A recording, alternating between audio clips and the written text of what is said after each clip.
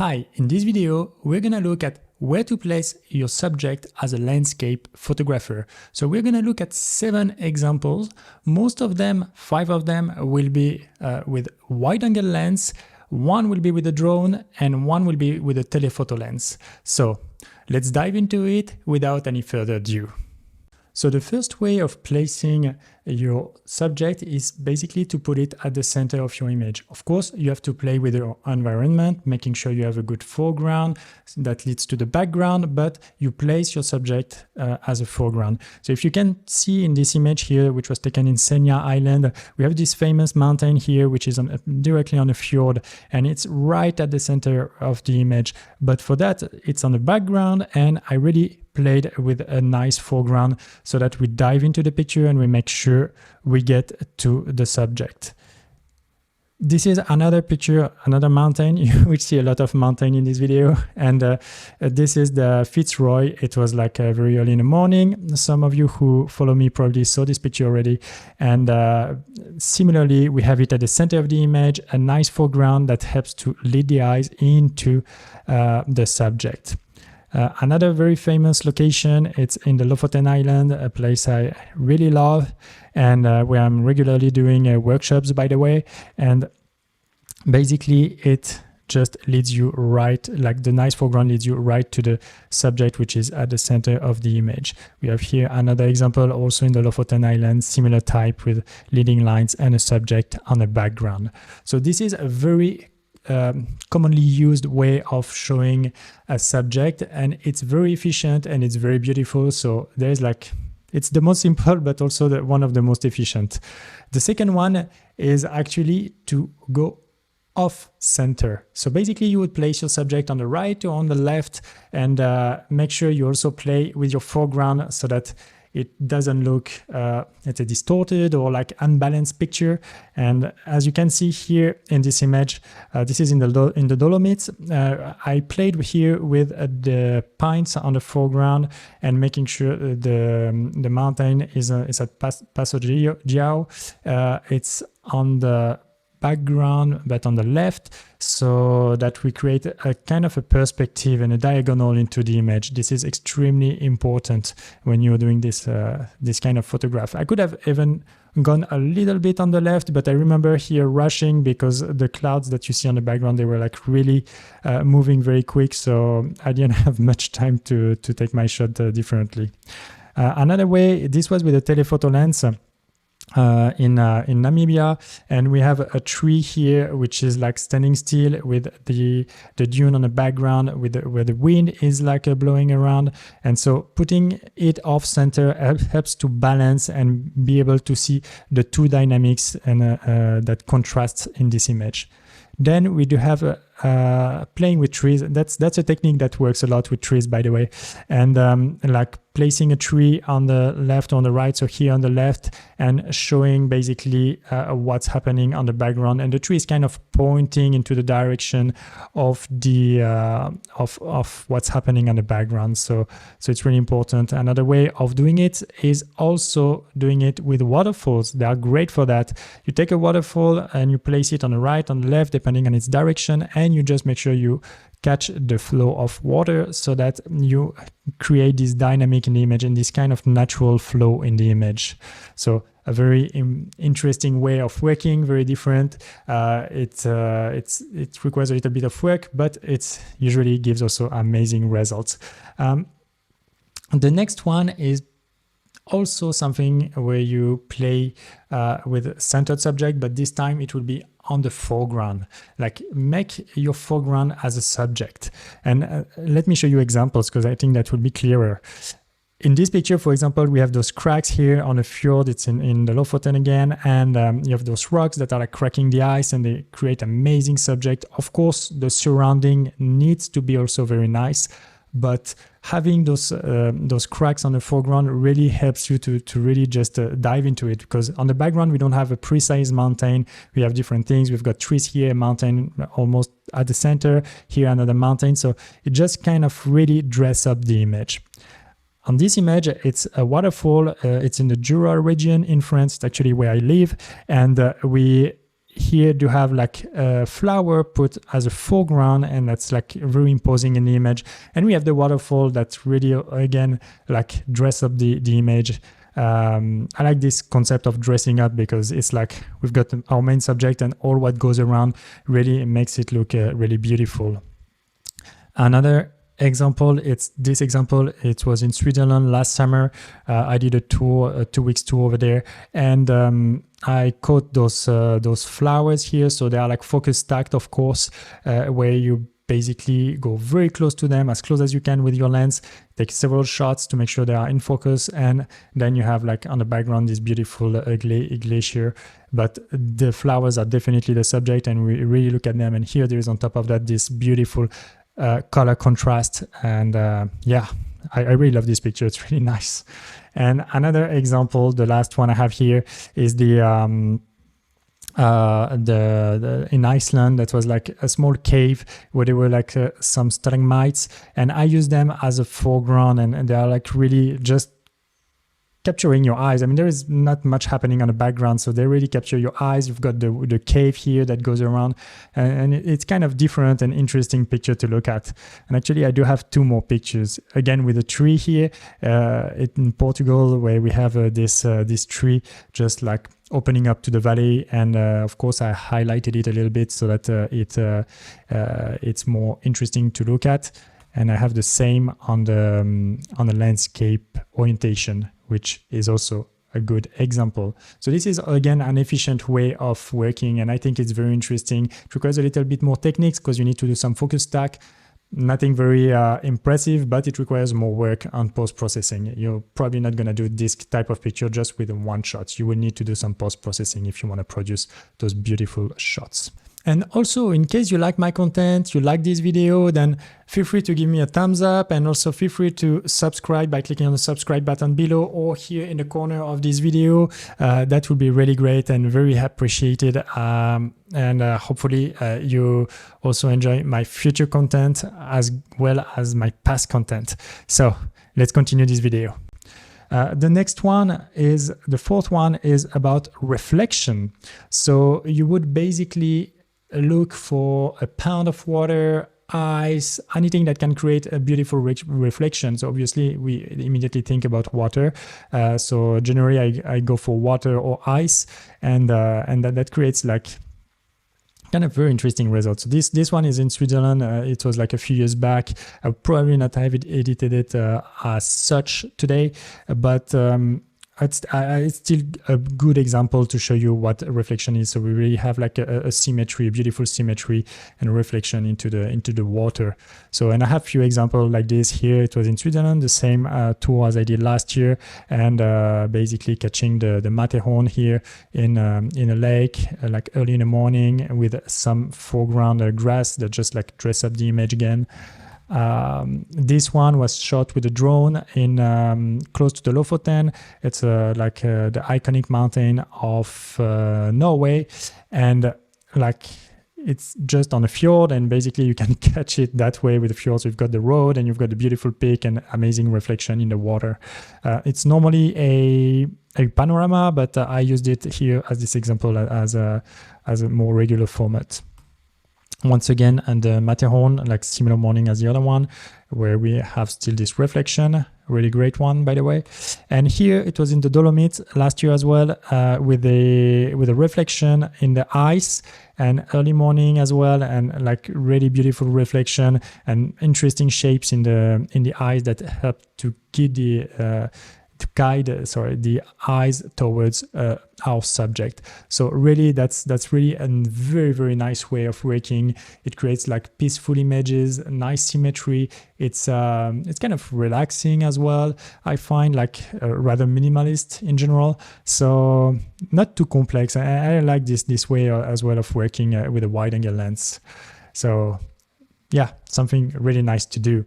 The next one is about framing your subject. So that's not really all about the subject, but it's about the whole picture in general here, where you basically really frame your subject and you put the whole focus on it by framing it. So I talked about this on another video that you can check here or here, I'm not sure, and you can then you can get inspired and know a little more about this technique.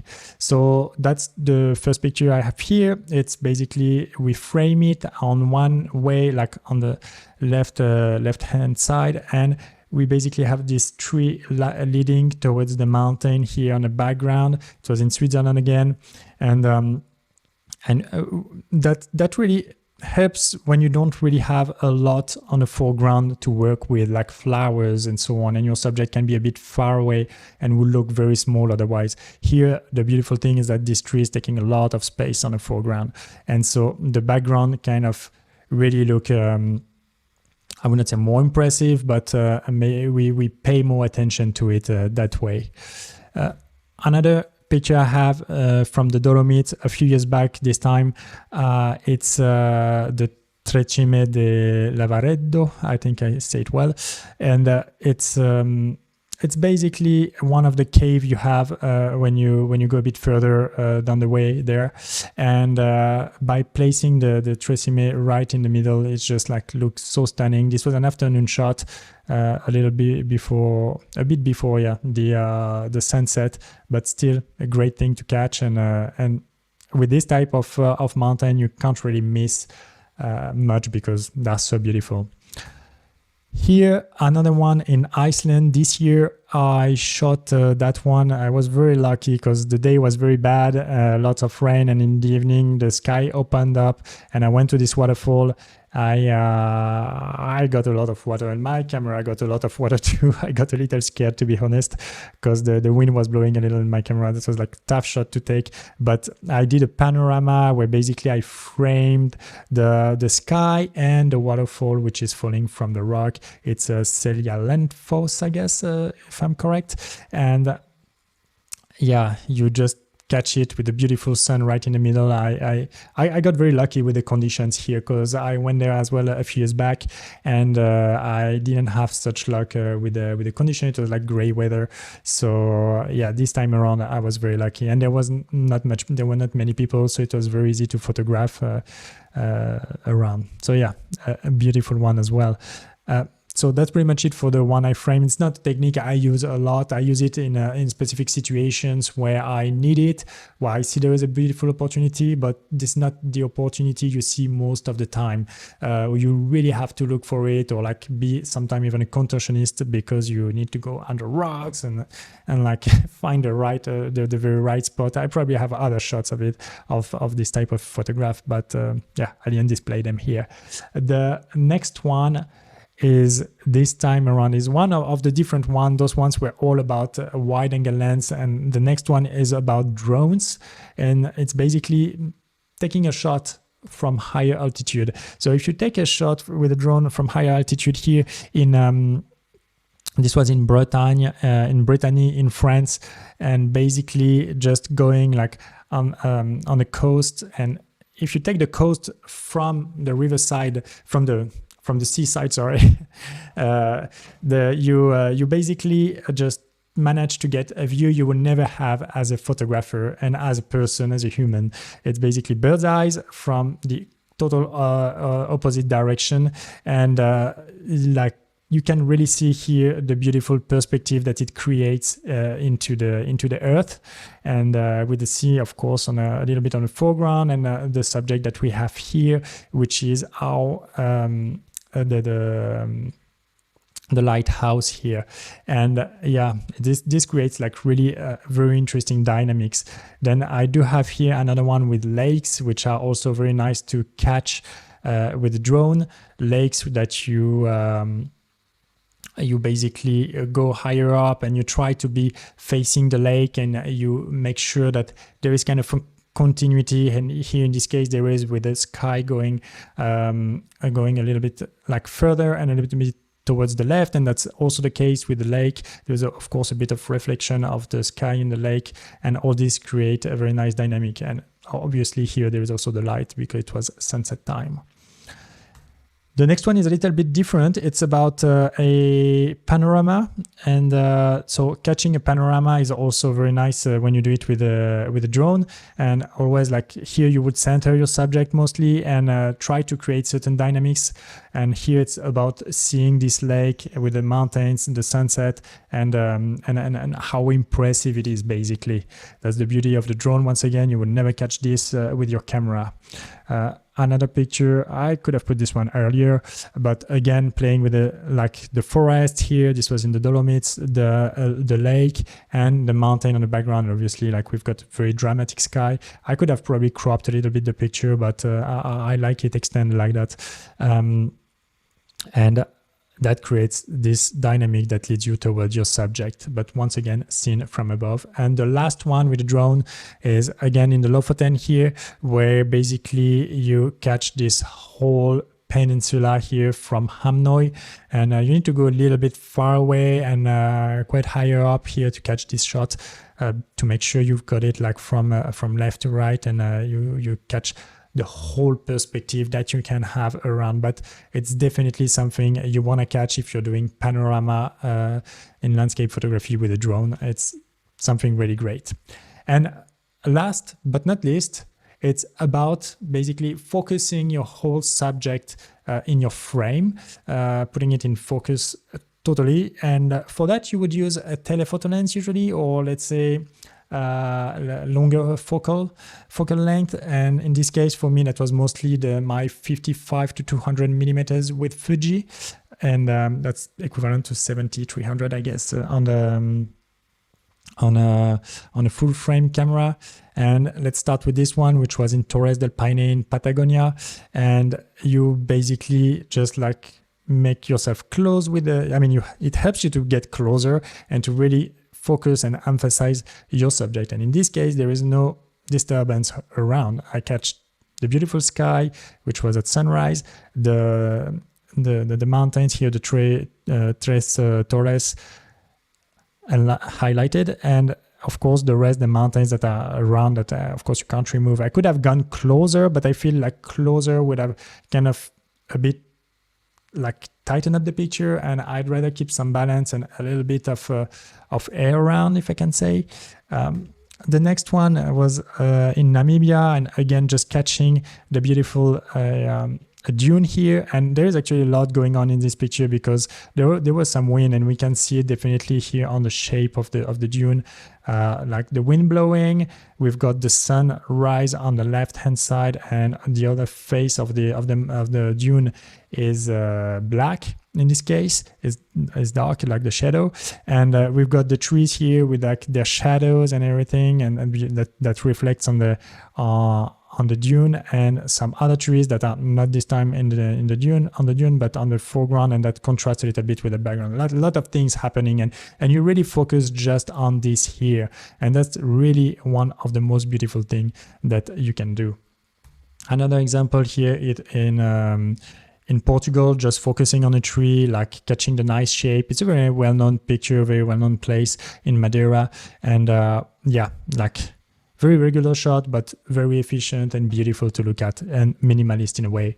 And the last one, also some kind of a well-known shot in general, which was shot in Iceland, the Black Sand Beach, and focusing with the telephoto lens. Sorry, it helps you to really catch what's going on. And here we see the birds, we see the wave that were crashing, and this massive rock like standing still. So yeah, that's pretty much it with all these comments, and I believe that and I hope it really helped you understand a little more and have a little more ideas of how and what to do when you go out next time to shoot, whether in the mountains or at the beach or anywhere like that. So I truly hope it helps you, and with that, I wish you good luck with your photography, and see you next week for new adventures.